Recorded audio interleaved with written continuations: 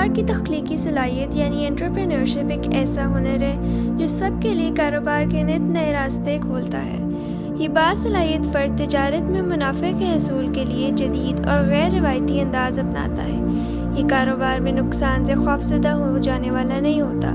بلکہ اپنے دلیرانہ فیصلوں سے بہت سا منافع اور داد بھی سمیٹتا ہے۔ یہ ذہین فرد جدت، انفرادیت اور بہترین خدمات کو اپنا شعار بنا کر آگے بڑھتا ہے اور نہ صرف اپنے مقابل کاروباری افراد پہ سبقت لے جاتا ہے بلکہ ملکی معیشت کے لیے بھی بے حد مفید ثابت ہوتا ہے۔ نڈر انداز میں خطرات سے کھیلتے رہنا اس کا تعارف بن جاتا ہے اور دلکش منافع، نیک نامی اور شہرت اس پہ مہربان رہتے ہیں۔ ایسی تخلیقی صلاحیت والے کاروباری افراد روزگار کے بے شمار مواقع پیدا کرنے کا سبب بھی بنتے ہیں، جس سے ملکی برآمدات میں اضافہ ہوتا ہے جبکہ درآمدات میں خاطر خواہ کمی واقع ہوتی ہے۔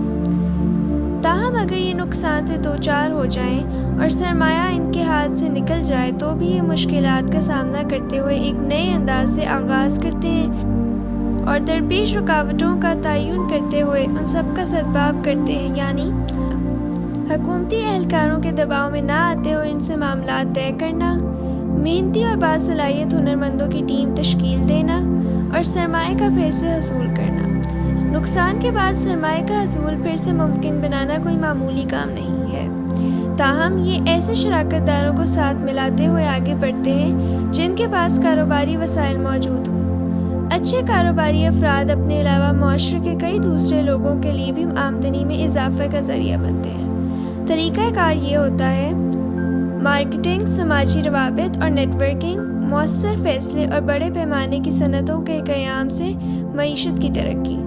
خریدار کے ساتھ بہترین تعلقات جو کہ کاروباری سرگرمیوں میں اضافے کی شرط ہیں۔ آئیے آخر میں ہم ایسے ہی کچھ پرعزم اور محب وطن کاروباری افراد کا تذکرہ کرتے ہیں جنہوں نے پاکستان کی ترقی اور خوشحالی کے لیے سوچا، محنت کی اور اپنے سرمایہ کو استعمال کیا۔ آغا خان صاحب نے آغا خان فاؤنڈیشن قائم کی،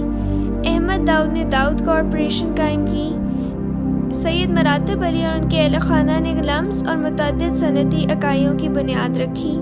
سر آدم جی آدم نے آدم جی گروپ بنایا، سہگل فیملی نے ٹیکسٹائل کی صنعت قائم کی،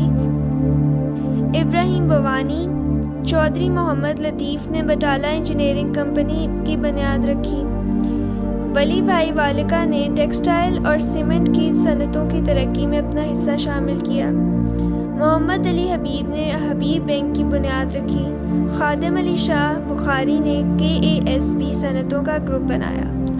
ہر ذمہ دار شہری کے علم میں ہونا چاہیے کہ کاروباری صلاحیت رکھنے والا باکمال شخص دراصل ایک عظیم محب وطن بھی ہوتا ہے جو ملک کی خوشحال مستقبل کے لیے سرمایہ کاری کرتا ہے اور اپنی قوم کے لیے آسانی اور فلاح کے راستے کھولتا ہے۔